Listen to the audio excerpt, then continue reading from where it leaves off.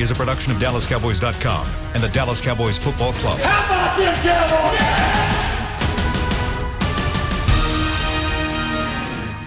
This is Talkin Cowboys. Streaming live from the Dallas Cowboys World Headquarters at the Star in Frisco. Handoff, Elliott plowing to the goal line. Barry, sacked by Lord. Prescott keeps it, and he bangs it in for the touchdown. And now your hosts, Isaiah Stanback, Heckma Harrison, Rob Phillips, and Kyle Yeomans. It's a Wednesday edition of Talkin Cowboys here from the SWBC Mortgage Studios. I'm at the Star in Frisco. Kyle Yeomans, Isaiah Stanback, our resident Super Bowl champion. We've got Rob Phillips, our Cowboys insider, who's had a little bit more of an elaborate background the last couple days. He's moving some things around. It looks really nice, Rob. I like what you're doing back there. And then we've got Heckma Harrison, as always, with those pearly whites and that big smile of his as well. Glad you're with us on Talkin Cowboys and DallasCowboys.com. We've got some things to sift through here on this Fans on the 50 Wednesday. Because of the Monday Night Football game, we're pushing Fans on the 50 back to today, 9:50. Send in all of your Cowboys questions on the Periscope stream, and I'll send out a tweet here in a second as well. But we do have some questions, much like the Cowboys do on the offensive line right now, and we learned late last night that Brandon Knight had some surgery, and he's going to be out for a couple of weeks. Rob, what happened there, and when did this kind of emerge? Because it was kind of a surprise to us all. It just continues on this O-line, fellas. My goodness. It happened. It happened in the game at some point, and he did have the surgery, as Mike McCarthy mentioned on a conference call on Wednesday. Or is today Wednesday? Today's Wednesday. On Tuesday. I'm losing track of my days. So that throws into flux once again what this line is going to look like. You mentioned it's going to be a couple weeks for Brandon Knight. I'm not sure exactly what they had done, but, Connor Williams has had kind of a scope before a couple years ago where maybe it's a loose body or something like that, and it's usually like a couple week, 2 to 4 thing. So I think Connor Williams came back from whatever he had in 10 days. So you hope you get him back quick, Brandon Knight. But we'll see what they do at left tackle. They've got a bunch of tackles on the practice squad. I think they've got 4 offensive tackles on the practice squad.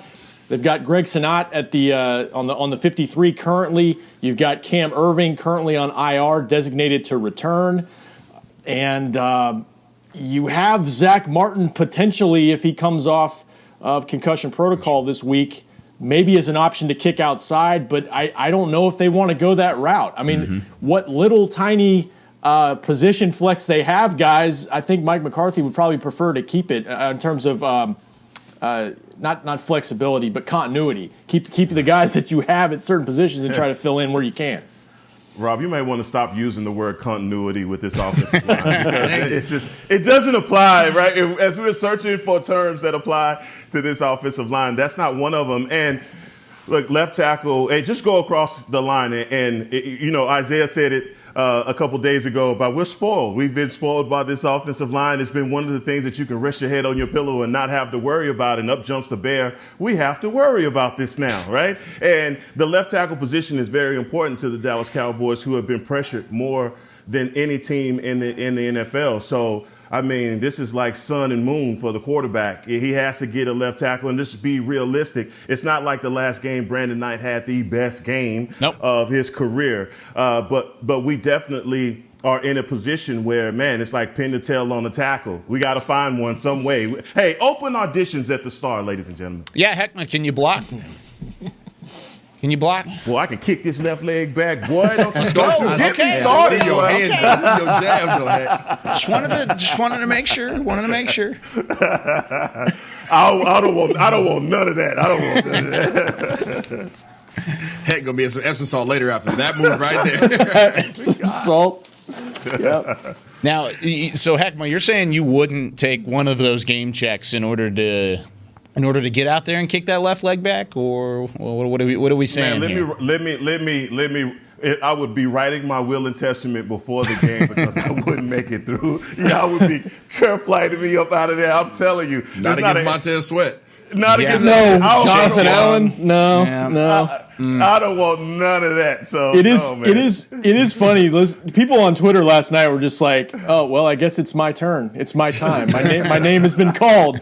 Give me a call, Cowboys." Right. That's what it's come to. It's unbelievable. Isaiah, how frustrating is it from a locker room standpoint whenever first off, you're losing? I know there's frustration in that, but there's also a little frustration in the added fact of we can't catch a break here. Yeah, I mean, it's just luck's just not on the Cowboys' side right now in terms of health. And everybody knows this is a part of the game, and we talked about it, during the offseason about how there's going to be a substantial amount of injuries across the league, not just here in Dallas, but across the league coming off of this COVID-19 offseason that we had. Guys just aren't as durable. Their bodies aren't as prepared as they have been in recent years, and that's just the facts. And unfortunately, the Cowboys have been finding that out firsthand.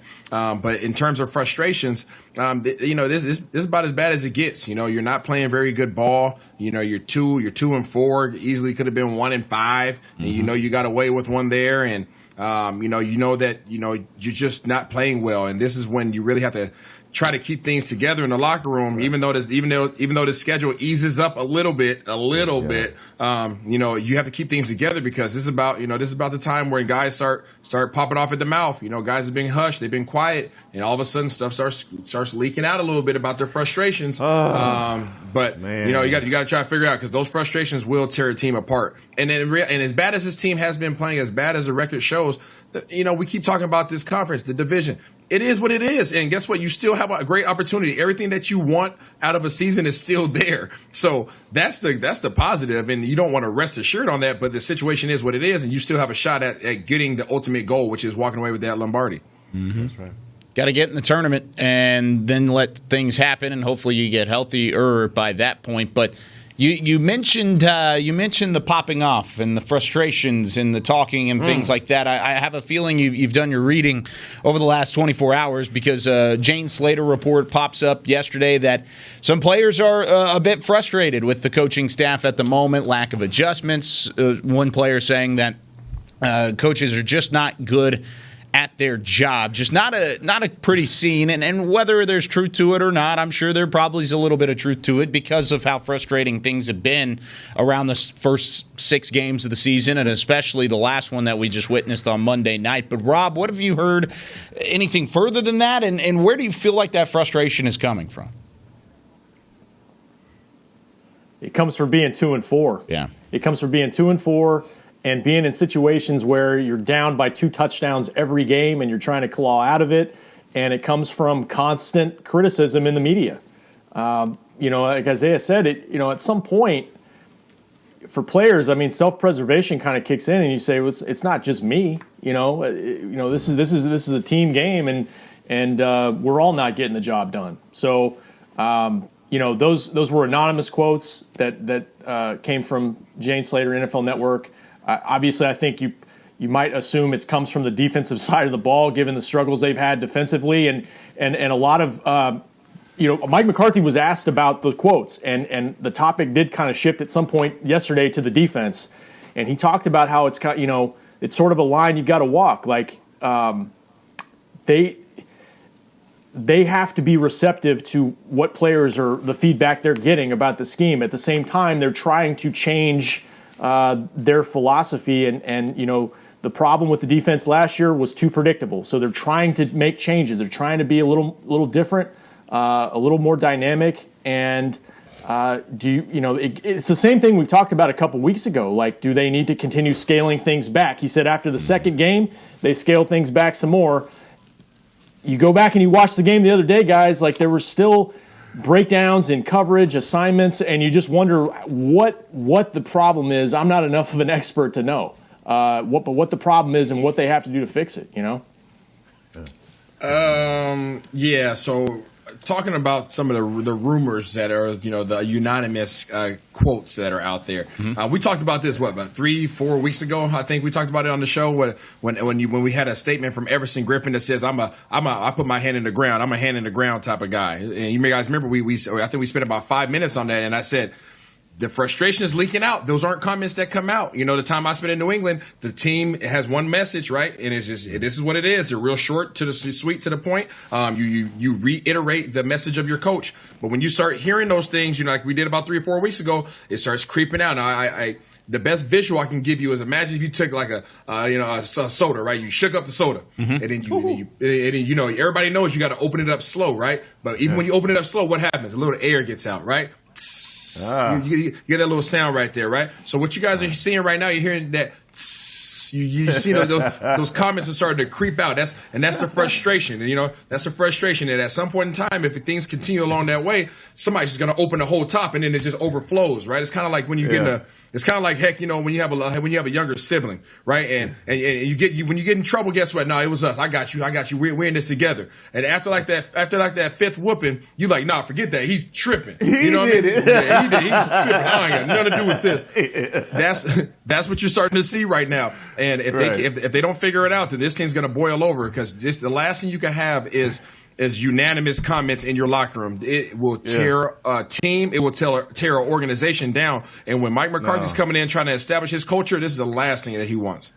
Hey man, let me just say this. When Jane Slater, whom I love and love her work for NFL Network, you know, reported this, I loved it and I hated it at the same time. I hated it because I feel like, put your name on it. If you're gonna say something like this, say it with your chest, right? Say it with your chest. It ain't Friday, but say it with your chest.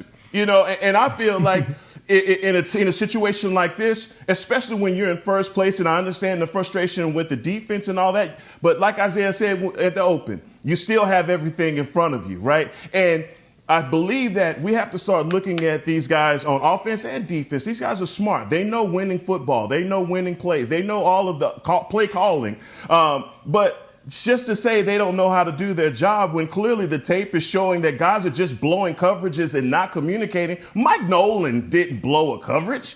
You can't call Mike Nolan out on that. You may say something about the scheme, but the communication errors, that's not Mike Nolan. The effort, that's not Mike Nolan. Blowing containment, that's not. I mean, so my thing is, and I guess the hate part of it, I love it that these guys are frustrated about what's going on and want to change it. But I don't want to hear any of that. And if you're going to put your name on it, and if the name isn't Diggs or Smith, man, start all over again, because those are the only two guys that can make a statement like this if it's coming from the defense that I would even respect. Yeah. You know, Mike did say in so many words what you just said. Yep. Heck, like in a nice way, he said, if there's a problem, let's talk about it as a team or as one-on-one or as a group. Yeah. Let's not bring it to the media. Man, 6 games in, it's not good. And that's just for lack of better words, Rob, what's happening right now as far as unanimous comments, that's a soft move. I'll put it that way. I'll use that word. Soft. SAWFT. Soft. That's how it's been a word that's thrown around by a couple guys in that locker room already. But you know what? Yeah, you're right. What Mike did say, though, was he's got teach and demand. He kept saying teach and demand. He did take responsibility that they've got to be able to communicate and build confidence in their players with the scheme. And I think that goes for any sport, though. I mean, Absolutely. To bring it to the other side, though, I would say that if your players are not performing well, it does fall to you at some point. Yep. Because that's your job, is to instill confidence in what you're trying to bring to the field every day. And so that's, I mean, whenever you're 2-4 or you're 0-5 or whatever the Washington is 1-5, it's never just one thing. It's never just the players. It's never just the coaches. It's everybody. Hey, Rob. Go ahead. Oh, I was going to say, man, I don't think there's a coach in Little League all the way through the pro ranks that coaches turnovers. And so the Achilles heel of this team is the turnovers that are being committed. And you can point to everything. And look, you can start pointing the fingers, but you got to look at those fingers that are coming back at you. And there's a point in this where, as a team, as collective, they have to start pointing the fingers back at themselves. What can I do better? I love that Mike McCarthy said that it starts with them and the teaching process. Okay, we've pulled back the playbook for these guys to make it easier. We're still losing games doing that. So how do you make it better? And so if the frustration is bubbling over, these guys have got to get together and make this thing work. That's the only way that this season is going to be a success.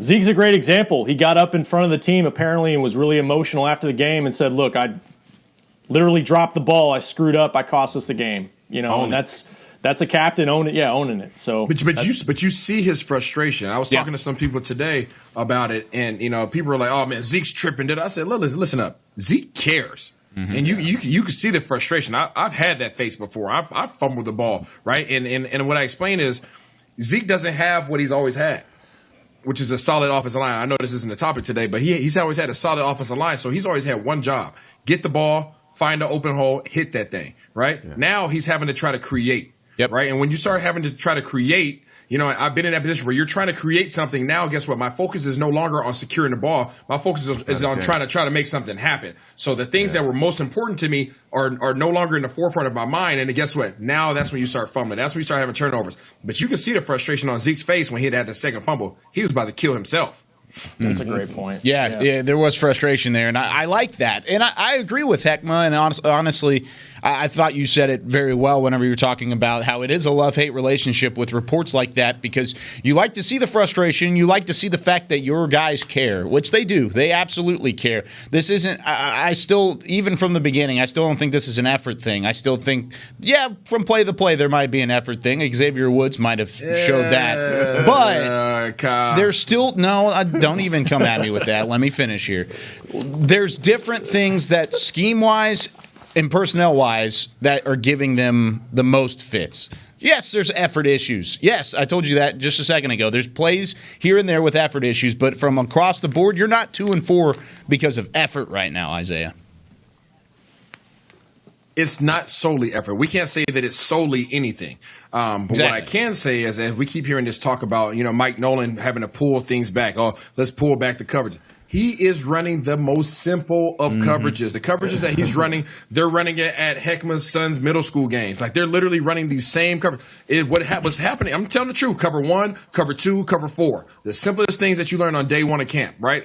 Middle school camp. Yeah. And they're just not executing it. They're not doing what's called for them to do. We talked about it yesterday in the film room, Kyle. These guys are running to open space where nobody's there. Yep. They're hiding behind people. So when you start doing things like that, it is effort. Because guess what? I really don't want to do what I'm supposed to do, so I'm going to make it look like I'm putting forth effort, but I'm really not doing what I need to do, what my team needs me to do, right? So when we start talking about effort, you're starting to see Mike Nolan and McCarthy, whoever's making the call, you're starting to see these guys like Hamilton get rolled in there, right? Anaya getting rolled in there. Mm-hmm. They're starting to try to apply pressure because we've talked about the inefficiency of Poe and some of these other guys on the D-line.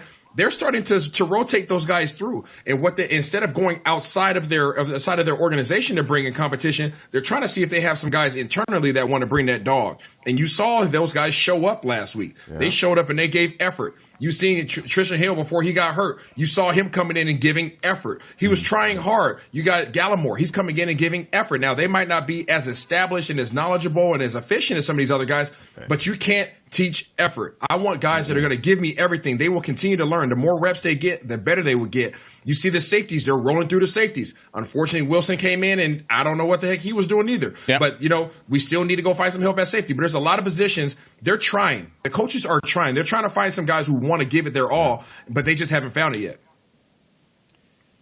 Yeah, you're not wrong. I think they're still searching for that at this moment, and whether they'll find it this week, we'll see. This will be interesting, and we'll break down Washington tomorrow and on Friday. But when we come back, it's time for a little fans on the 50. Send in your Cowboys questions. We got a bunch of them already rolling in, and we'll address those when we come back on the other side of the break here on Talkin Cowboys. Since 1865, Stetson hats are American-made with pride right here in Texas. And Stetson is proud to be on the field with America's team. Want to show your Texas and team pride too? You can, By purchasing your own Stetson, you can look just like how the flag guys do on field at every home game. Stetson hats, the official crown of all self-respecting Cowboys, and your favorite football team. Get yours today at shop.dallascowboys.com or at stetson.com.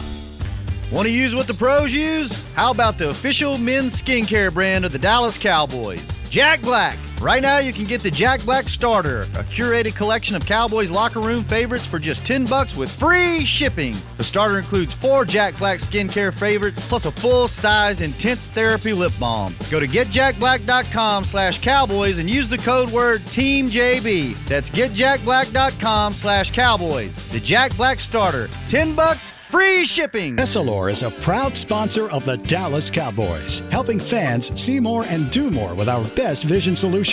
Our lens technologies reveal a world more beautiful than you can imagine. For a limited time, get the Essilor Next Gen offer. When you buy the latest generation of Transitions lenses with select Essilor lenses, you can choose a second pair of clear lenses for free with qualifying frame purchases. Restrictions apply. Find a participating eye care professional by visiting EssilorUSA.com. Essilor. See more, do more.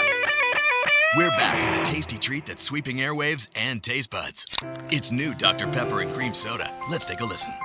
Dr. Pepper and Cream Soda's here. A new combo that's music to my ears, okay. Let's play.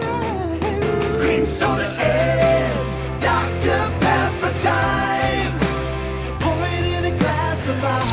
Ah, music to my ears and mouth. New Dr. Pepper and Cream Soda. A delicious duet. Back to Talkin' Cowboys. Whether you're watching from home or cheering in the stands with Essilor lenses, you'll see every exciting play. Book an appointment at your local Essilor experts and find the perfect Essilor lens for you. See more, do more. Essilor. It's time now for one of our favorite segments. How about a little Fans on the 50? Fans on the 50. Chris Beam in the back doing his best stuff, as always. And we are Talking Cowboys. Isaiah Stanback, Rob Phillips, Heckma Harrison. I'm Kyle Yeomans. And we've got some good ones to go through, guys.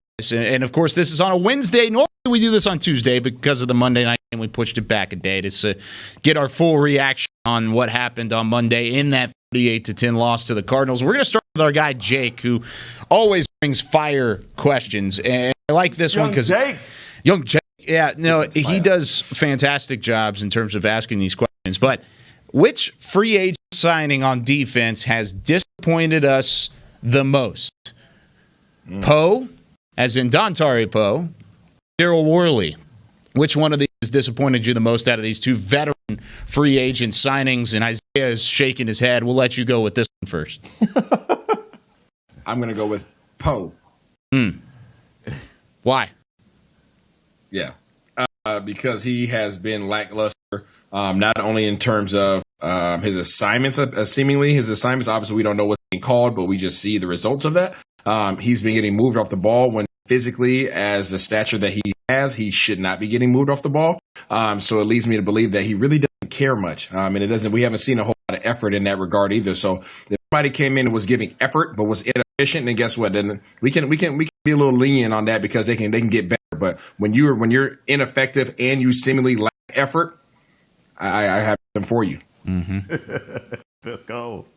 I'll go, Rob. Let's say, is there a way, Kyle, that I could like blend both of these together to have a Poe Worley? Oh, you want a smoothie? You want a smoothie? Because look, man, it's the indictment is in, and you can see the tape shows you clearly that we have not been getting a lot out of Dontari Poe since his signing. There's been questions about his health. It's all of those things, and it's just not what we expected to be. Worley, he was here primarily as a corner or safety, whichever it is. I mean, again, it clearly tape shows that he is just missing assignments in games. You can go back to Seattle, his last game. It's just there that he's not assignment sound. He's missing a lot. The communication isn't there. And it's not just all of him, but it just seems like he's the usual suspect on those big plays. Hey, but just before Rob goes, just want to clarify this. Worley was brought in to add depth. Yep. Not to be an impact player. Right? Yeah. I'm sorry, I didn't mean to take your thunder. You're absolutely right. Yeah, Poe was brought in to be a dude. Yeah. You know. Go ahead. Let's make it unanimous because I mean, especially with Gerald McCoy goes down, he's got to be the guy in the middle that is holding things down. And I mean, you just go to the. I mean, we talked about just getting washed out of plays in the run game. Run game's just been continued to be a problem last week. That last touchdown run, 69 yards. Yes, it was a gap issue again with linebackers and safeties not coming up, but it started with the push up in the middle, and that's where they had the most problems, even more so than it's probably a toss up with some of the big plays in the secondary, but the run defense, when you struggle against the run, you make yourself susceptible to all those big plays downfield. So I'm in agreement with you guys. I mean, neither one of them has made it. Can I throw in one more? Yeah, throw in one more. One more. Yeah. Clinton Dix didn't make it out of training camp. Ooh. So that one, it's like the struggles they've had at safety. What were they seeing in training camp with Ha? Where it's like he couldn't help. That one to me is just a mystery, because it was like 2 weeks of camp and they said, you know what? No, he's not the guy. Even with the guaranteed money they paid, man. So they gave away money. And that one, they gave him money to walk away. That one's so puzzling because, and I agree with this, but whenever you look at what they've got back there at safety right now, you've got Xavier Woods, and then you've got a trio of guys who have all been underperforming. I mean, I don't know. Where did you see that was a clear and cut decision to say, you're right, we brought this guy in and he's worth let's let him go? I don't know. Maybe there was something else behind the scenes there that we didn't know about. It leads me to believe that there had to be something going on character-wise. And I know he historically doesn't have an issue with character. No. But when you bring somebody on in that capacity, right, you bring him on to be the clear-cut starter. Yep. And you give him guaranteed money, which was a couple million, right? He got a couple $1 million, right? Yeah. So you don't just give away a couple $1 million without the intention of somebody staying there. For them to have cut him with these guys behind him, it had to be a character issue, and I say that because you look at their inaction in terms of trying to sign a veteran safety, right? An additional one, such as Earl or some of these other guys that are hanging out there, and the reasons why they did not want to sign those guys, right? Quote unquote questions with their character, quote unquote symmetry within the team, and blah blah blah blah. It leads me to believe that may have been an issue at some point with him during camp, because there's no other reason why he shouldn't have made this roster with these guys the way that they're performing, who are behind him supposedly. Yeah. Well, and also not to mention Brandon Carr came in here without any characteristic issues as well, and there were rumors around even that one as well. So I think, there's something going on back there, and I don't know what it is, and it just adds to that frustration, the fact that it is a mystery box of what we're going to get at safety and what we gave up at safety at the same time. So with that being said, we've got a couple questions here that are pretty much the same question, so I'm going to combine them. So Tyndall Curtis says, will the Cowboys deal a player before the trade deadline? And then our guy Cannonball Brad says, since the team isn't going anywhere this season, that's a little pessimistic there, Brad. Wow. What would we get in return? You're in first place, man. Thank you, Brad. What would we get in return for Aldon Smith? His stock is up and he's on a low contract. Do you think you could get some draft picks for him? And Aldon Smith is a specific situation here, but I'll pass that that first question on to you guys. Anybody that you would be interested in at least hearing about? Well, let's take Aldon Smith off of the plate right now. I like that idea. That's what's the gentleman's name? Cannonball Brad is his name. Yeah. He just wants to tank for Trevor. Is that what he's? Yeah. Too many cannonballs. Too many cannonballs for that. Well, I'll tell you what, and shout out to all the guys on Periscope that a couple of names, DePaulo, Jay, the real Anthony. All of these guys, I mean, they ride on every podcast, man. Appreciate Those guys are awesome. But come on, man. What we're not going to do is start with the guy that, that is a silver lining guy for us, and Aldon Smith. And I know that as the deadline approaches, there's going to be a lot of rumors swirling about. I've even heard rumors about certain receivers and stuff like that. I just feel like the Cowboys have to put every option on the table, especially when it comes down to getting defensive help or offensive line help. Right now, it's a disaster on the offensive line. And with the type of pressure that's being applied, and every team is going to copycat exactly what the Cardinals did to apply pressure to Dalton.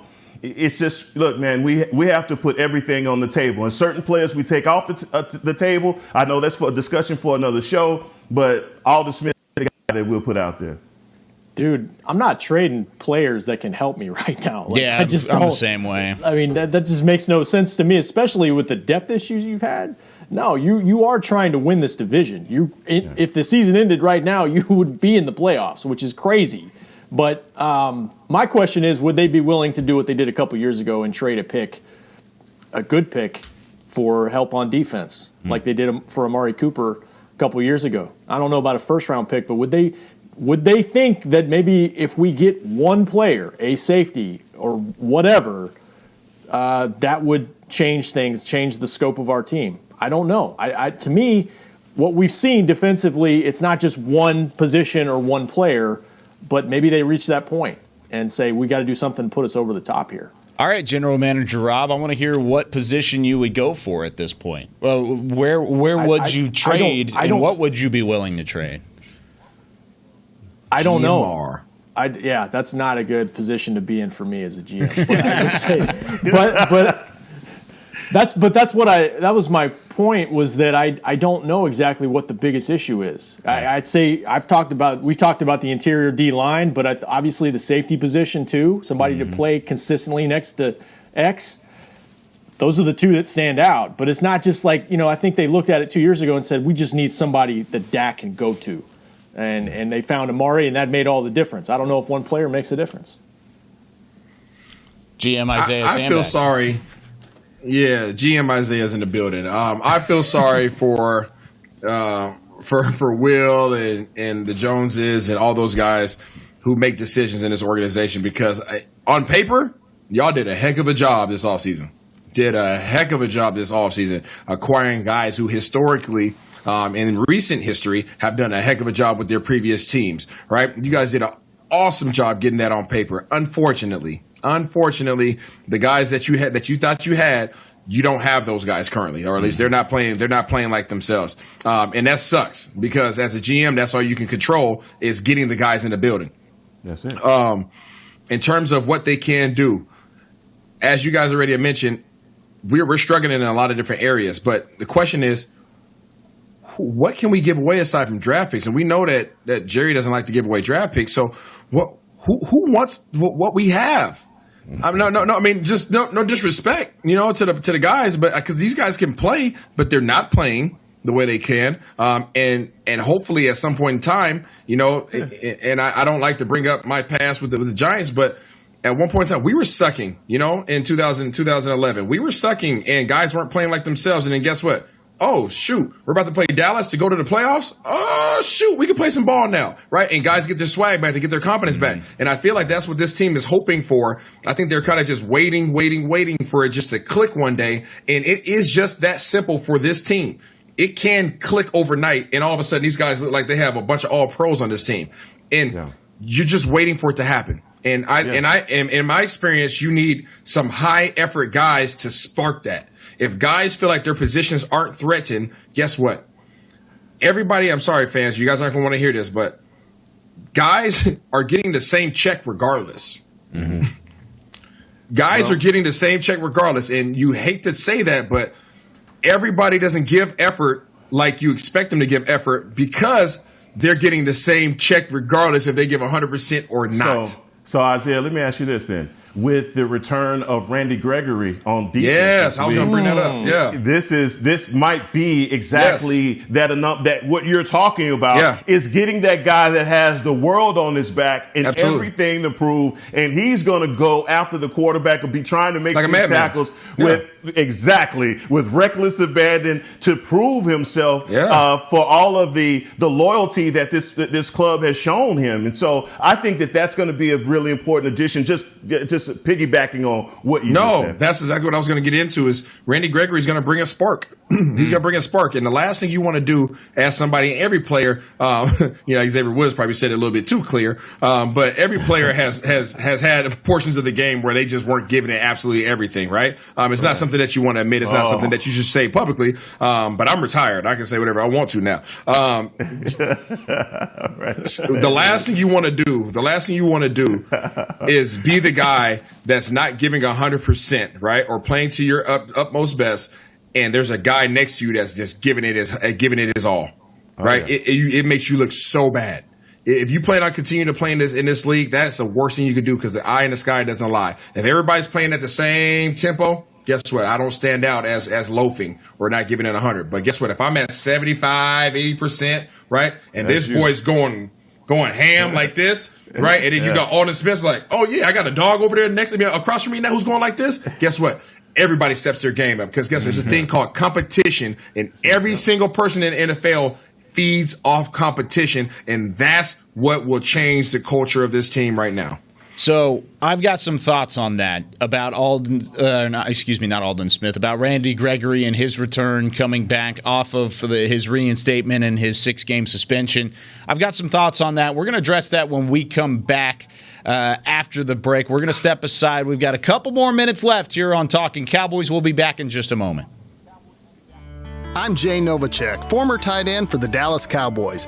Back in the day, I was the guy who always got the tough yards, and that's why I run with John Deere today. In fact, I have a John Deere 3025E tractor that can handle any yard work I need to do, even the tough yards way out back. So if you have 1 acre or 1,000, John Deere has the equipment that's just right for you. Visit a John Deere dealer today and run with us. We are the official tractor provider of your Dallas Cowboys. Essilor is a proud sponsor of the Dallas Cowboys, helping fans see more and do more with our best vision solutions. Our lens technologies reveal a world more beautiful than you can imagine. For a limited time, get the Essilor Next Gen offer. When you buy the latest generation of Transitions lenses with select Essilor lenses, you can choose a second pair of clear lenses for free with qualifying frame purchases. Restrictions apply. Find a participating eye care professional by visiting EssilorUSA.com. Essilor. See more, do more.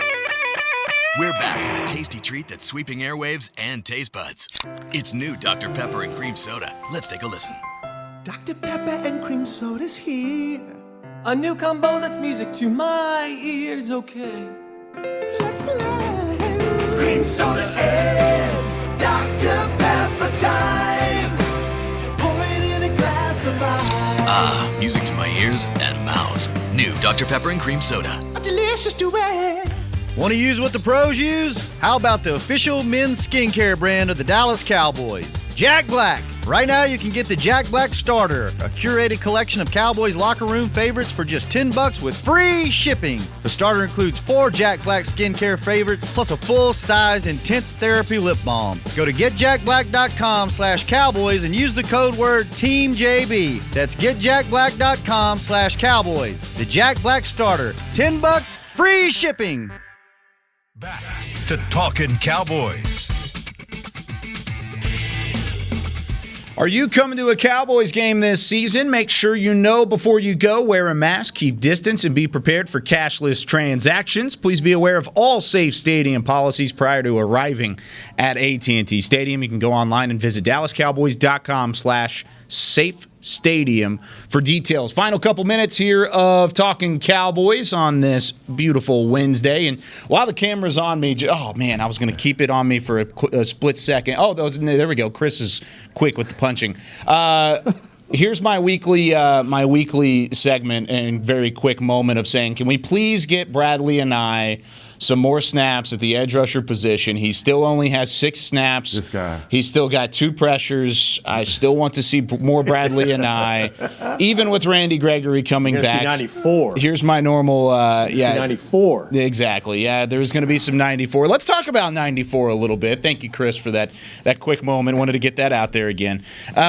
So you guys in that last segment, for a split second, you had talked about how there's going to be an impact. There's going to be an immediate change on this defensive line because Randy Gregory's coming back. He's going to provide that competition, and he's going to bring that fight, and he's going to bring that fire, and there's going to be a lot going on here. Whoa. Listen. Back up. Listen. Nobody said that. Yeah, no. Yes, you did. You said there's a potential.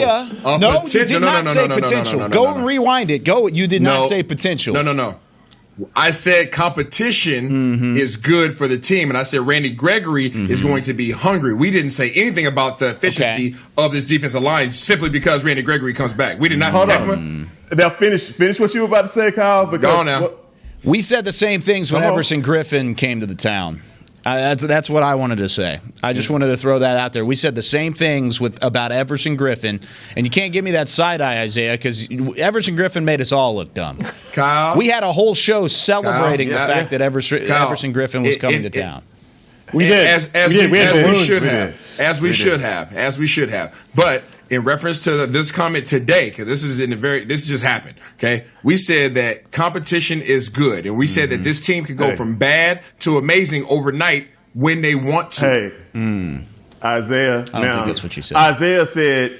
Isaiah said unanimous instead of anonymous earlier. He knows where the error was. I don't think he made an error when he said that. Okay, so we back on Isaiah. You got it right. I mean, look. Well, I was also talking about look, the expectation. Whatever the expectation. The expectation, and we have to have something to look forward to as far as this defense, man. Because right now, as a collective fan base, we feel like Santa Claus ain't coming in the tooth fairy ain't real. I mean, that's how we feel. We don't feel like we have any hope right now, and we are trying to get something to cling to. And right now, Randy Gregory, we all have our arms around his leg, like, please do something because things are going so bad right now. So that's the only hope we have. Just saying, man. Hey, I learned at an early age, man, that Santa wasn't real. My mom gave me a black garbage bag full of toys. Hey, there are kids on the stream. Hey, there are kids here. We can't talk about I'm sorry. Yeah. And my kids are watching this. Santa Claus is real, baby. Santa Claus is real, Santa's coming to town. We can't ruin it. That's horrible. That's horrible. Wait a second, Kyle. Isaiah ruined Christmas for everybody? He ruined Christmas. Hey, if you get a black garbage bag full of stuff, Santa's real. Yeah, Santa's not. Yeah. Oh gosh. So wait, man. Kyle, I mean, are you telling us that 94 we shouldn't get excited about it? I'm saying I want to see it first. For everybody? I just want to see it first. That's my big thing because it was much like Alden Smith whenever he came off of his time. We were saying, okay, what kind of production are we going to get from Alden Smith? If we get any kind of production, we're happy. And well, what do you know? We got some production, now we're happy. So it worked out in Alden Smith's case. We said the same thing from Everson Griffin, saying this guy is a dude. He's going to come in, he's going to plug in, and he's immediately going to bring that kind of fire and that production from an edge rusher standpoint, and it just hasn't happened yet. So I'm torn in the middle. I want to see and make sure that we're not getting too hyped up over Randy Gregory. Don't get me wrong. I'm excited he's back. I am. I'm excited he's back. He looks good on the practice field. I just want to tap the brakes a little bit before we start handing out Comeback Player of the Year awards to Randy Gregory just yet. Whoa, Kyle, it sounds like you've been hurt in the past. You want to talk about it? Maybe a little bit. This is a safe place, Kyle. This is a safe place. Maybe I'm a tad bit. Maybe Kyle, I'm just a tad. This is a circle. That's you. The same circle. Little boop. Oh, guys, it's been fun. That'll do it here for Talkin' Cowboys. Hey, and that's the thing is let's stay positive. Let's stay positive on this 2-4 week. We're going to take on the NFC East Washington football team of teams. First place, baby. Hey, you're still in first place in doing so, and so I think Christmas is still real. It's all that matters. This is still real. Christmas. All that matters. Stick with us on Talkin' Cowboys and the Tooth Fairy and Santa Claus. Stick with us on Talkin' Cowboys throughout the week. We're going to preview Washington tomorrow and on Friday, and we'll say it with your chest Friday as well. But for Heckman Harrison, for Rob Phillips, for Isaiah Stanback, and our guy Chris Beam in the back, I'm Kyle Yeomans. Thank you so much for joining us over the last 45 minutes. We'll see you tomorrow on Talkin' Cowboys. This has been a production of DallasCowboys.com and the Dallas Cowboys Football Club. How about this, Cowboys? Yeah!